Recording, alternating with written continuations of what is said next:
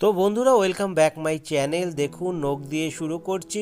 কারণ কেন, নখগুলো অতিরিক্ত বড়। তা সেই জন্যে তার যে মালিক, তার একটু প্রবলেম হয়েছিল অ্যাক্সিডেন্ট হওয়ার কারণে। একটু মেনটেনেন্সের অভাব হয়েছে, তো সেই জন্যে নখ অনেক বড় হয়ে গেছে।